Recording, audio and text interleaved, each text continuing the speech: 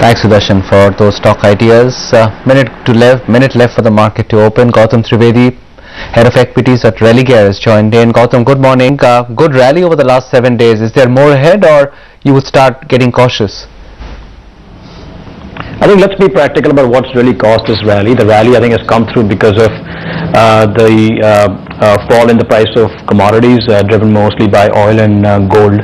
So I think let's be practical. This is something which may be temporary, and I hope it sustains. But if it ends up being temporary, of course, the market will end up pulling back on some of the gains that it's made.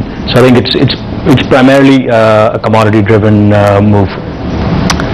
Stay on, Gautam. We'll have many more questions, but first the market opening, which is coming in the next 20 seconds.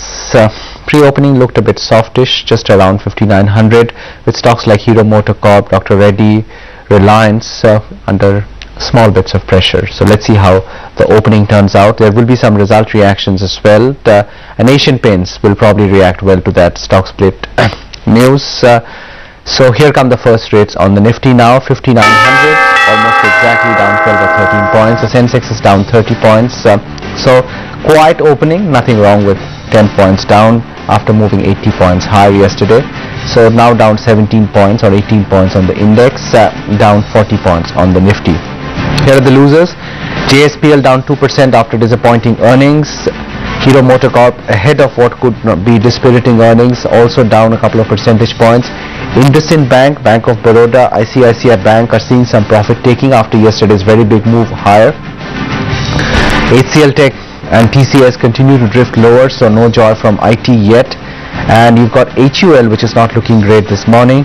SBI, but Idea is your top stock this morning post great results. And Delta Corp is your biggest loser, also on earnings, down 5%. Back to Gautam Trivedi of Religare. Gautam, what do you see for the next couple of months for this market? Just this pinging between 5,500 and 6,000, or anything more by nature of a trend? I think there is actually no trend. Let's be practical about a few things. The fundamentals really haven't changed. I think it's as usual the hand of God, if I can call it that, where commodities end up rescuing the Indian economy and to some extent the market. But I think overall there is still a lot of concern in terms of quality of earnings, and we haven't seen a great set of earnings so far this season. The IT stocks clearly have disappointed. So I think and of course, I think we've seen Bata's numbers which came out yesterday, and they were moderate at best. So I think the domestic demand, and for that matter even the external demand from an IT perspective, is not great. If you look at even on the fund inflow side, if you look at the fund inflows into whether it's domestic mutual funds or even the offshore India dedicated long only mutual funds, we're not seeing any significant signs of money coming in. In fact, I was in Hong Kong in Asia last week meeting investors, and frankly they're not really seeing any significant inflows for the India dedicated funds. Having said that, a lot of the regional funds are allocating more money, and that's obviously been the reason the market's seen this big inflow year to date, calendar year to date, that is. But I think I think nothing significantly has changed with the exception of the commodity pullback, which has been positive for the market. So I would still think that if the commodity pullback continues, obviously positive, but if it bounces back, I mean, gold, for example, is up 8% in the past few days, and if that were to continue, I think we will see the market starting to slip back again. Gautam, morning. Tactically though, how does that set the pitch for the market over the next couple of weeks? I mean, would you say there is still the possibility of the market either moving higher or having made a higher base for itself through the process of the last series, or neither are great, very probable outcomes, you think? See, I think it's still going to be a very bottom-up and stock-specific market and stock selection. I think let's look at the yesterday's concluded expiry. You saw almost 70 to 75% of index and stock options stocks rolled over. You have the inception OI at almost 1 lakh crores, which is up 15% from the previous expiry. So these are, I would say, definitely mildly positive signs. I won't get too excited, but the fact is mildly positive, and the fact that there is some interest coming back to trade the market, especially from foreigners and foreign hedge funds and foreign prop desks, with whom we do a lot of work. So I think that is clearly a positive sign, but I don't want to read too much into it and expect the market to have found a new bottom. I think it's a little early for that. So you would say there is still the possibility that we slide through the 5,500 mark just on our own, because the other positive through this month is not just what happened with commodities, but the fact that a little bit of our macro started improving. Yeah, the macro, I guess, was an improvement led by commodities, right? I mean, even we have cut our current account deficit numbers to now 3% for FY14, assuming that oil and gold continue to trend down and or remain at the same levels. So I think that improvement in macro is clearly still a function of commodities. But I think there is still concern about when will the elections be held. Will the government basically slow down the reform process a few months prior to the elections? Will they be held in September? Will they be held in June next year? I mean, there is, I think, way too much confusion, and I think the other big event that's waiting to happen is the report by the S&P, which I believe is going to submit the next few weeks to the government on what the ratings, what the view on the Indian ratings is. So I think you have a bunch of events coming up over the next few weeks, as well as, of course, the balanced set of results. So once the results, I think, season is over, I guess not just me, everybody else will be in a better position to say which way the market's going to go. What did you hear in your conversations with the large investors, Gautam? Are they looking at this as a trading opportunity because of the fall in commodity prices, or in their head something fundamental has switched around in India? No, I think nothing fundamental has switched around in India. I think what we focused on was our mid-cap report, which we released last week, which has titled the Lucky 13, which has obviously 13 stocks that we have as our top picks, and the meetings were focused more on that. And believe it or not, there are still a whole bunch of investors out there that have interest in mid-caps, have been closely watching the space, given the fact that a lot of these stocks have just got pummeled. And we've obviously focused very clearly on high ROE companies where over the next 12 to 18 months there's at least a minimum 25 to 30% upside, in some cases even more. So that really was the focus of my trip, and the feedback I actually got was reasonably positive. Let's talk about that mid-cap report in detail when we come back. For now, a break. 58.93 on the Nifty, down 0.5%, but that may just be giving up some of yesterday's heady gains. We'll be back with more. Thanks, Reema, for that. Markets quiet, just consolidating below 5,900 today on the Nifty, though the breadth is just about okay. Let's get back to that mid-cap report that Gautam Tripedi of Religare was talking about. Gautam, Bata is one of your top picks. Were you disappointed with the numbers that you saw yesterday, and would you still buy it? Yeah, I think the stock has obviously not had a great result. Same store sales were roughly 2-3%. So I think that obviously was a bit of a disappointment. But I think this is in some ways sign of the times. So we're not totally surprised with the quality of results. I think what I guess the mid-cap report really talks about is stocks. I mean, we are aware of the current economic and fundamentals of the Indian economy, but if there are stocks that you would buy with a 12 to 24 month view, which would these be? And obviously Bata figures in one of them. Again, I think it's important to note that when the market does start to rise, it's hard to accumulate mid-caps. I mean, you do understand that the mid-cap market is, for the most part, an OTC market where it's hard to buy quantity and size on the screen, and you have to source blocks. So when times are tough, people do end up actually having to, taking a second look at their mid-cap portfolio and actually selling out, either due to redemption pressure or just overall concern on some of these mid-cap names. And I think, we think, should I say, that's the best time to start to accumulate some of these mid-cap names. Otherwise, you just can't find liquidity in these names. And Bata, of course, is one of them. The other controversial pick in that list is Crompton Greaves, which has been such a big underperformer. But do you think the worst is close? That's right. We're close to the worst there?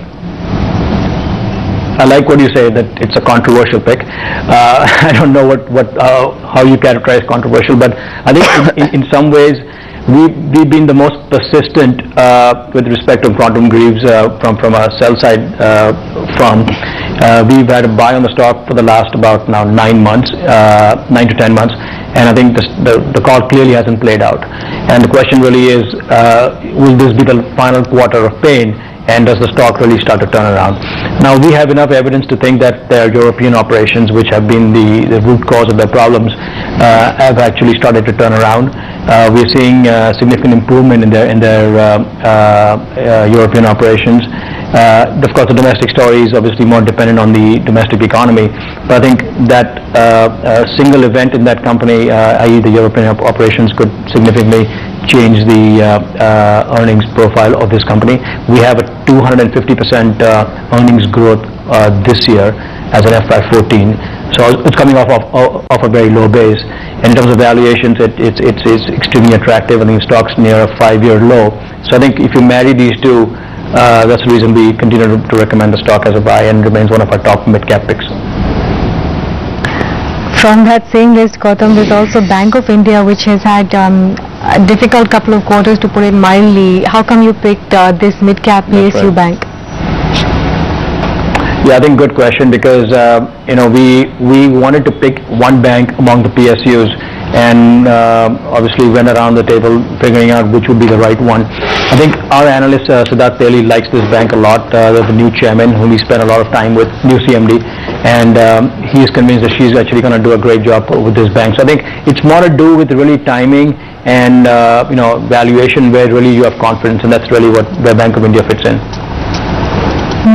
Just switching away from your 13 for a second, Gautam, because I noticed that you guys have a sell on IDEA, which has seen a tremendous reaction to its numbers today. What makes you cautious about that? The dynamics of the sector, or something with the stock and how it's reporting? Yeah, I think you're right about the results. The results obviously were very, very good, and I think I've surprised the whole street. Nobody saw the 8.5% quarter-on-quarter sequential volume growth coming. So obviously, great set of results. Our problem really is with the entire sector, and I think that with Reliance looking at launching maybe sometime at the end of, as an RIL, looking at launching their 4G product, I think there will be tough times going ahead for the entire sector. If you look at the way RIL's news flow started to come out, it's extremely positive. They've signed up with Arcom, they've signed up now with Bharti in terms of buying bandwidth through the undersea cable. They're looking at potentially getting the ability to offer voice at a price of about 1650 if the papers are to be believed, and if that does get accepted. So you will see, I think, increased competition, and RIL, of course, has historically been known to come and offer extremely low prices and attractive enough and help expand the market. So they will certainly do that on the data side, and if you were to club voice along with that, that would be a very formidable threat to the existing mobile operators. So that's really where we're coming from. I think fundamentally the sector will be under pressure going forward. Just going back to the point about Crompton Greaves, the other big underperformer there, which erstwhile institutional favorite was Voltas. So do you think this streak of underperformance should be utilized to buy it? Yes, absolutely. Voltas is actually one of among the 13 stocks that we like. Again, their valuation is at a 5-year low, and that's been the underlying theme of some of the stocks that we've picked in this report. So the stock is now trading at 0.7 times forward price to book, which is extremely attractive. And I think it's time to start accumulating the stock. And the fact is, as I said before, for mid caps, it's really more to do with when can you accumulate the stock. I mean, again, I'm talking from an institutional perspective, not necessarily retail, but from an institutional investor's perspective, I think it's important to be able to accumulate size. And now's a good time. We actually will get good supply and size in a lot of these mid cap names. What was the reaction to these ideas, Gautam? Because this market looks like it's a very top-down kind of market where ETF flows are coming in, they're buying the large cap stocks, mid caps are largely lying ignored, which is why this market has not enjoyed great breadth of late. Did you find people receptive to the idea of going out and cherry picking mid caps, or they felt that the time is not ripe for that kind of bottom-up approach? Yeah, I think there was a mixed bag. There were obviously skeptics who said at this point we rather focus on the large caps, and try and see what best we can do in them. And there are a whole bunch of funds out there that do not invest in mid caps, and that's that's clearly the case. But having said that, there are a bunch of other investors in Asia and of course in general huge FI community that does look at mid caps. Now, I mean, I'll be honest. The volume of business that we've seen on the back of this report obviously has been muted and will be, I think, at least until the result season is not over. A lot of these companies haven't declared results that are in the report, so I guess people are waiting to see how the results will pan out. Bata was only one exception, which announced numbers yesterday. But I think there is interest. There was considerable interest in the report. Question is, will that be put into action right away? I don't think so. And that's, frankly, these are things that you can't necessarily time.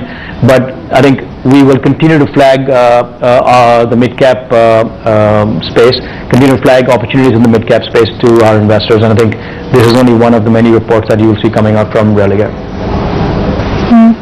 Just to switch back to the broader market picture for a second though, Gautam, the chatter in Delhi is that perhaps as early as October we'll see some action in terms of early elections. How nervous are the institutional investors that you interact with about that, and what are they positioning themselves for really?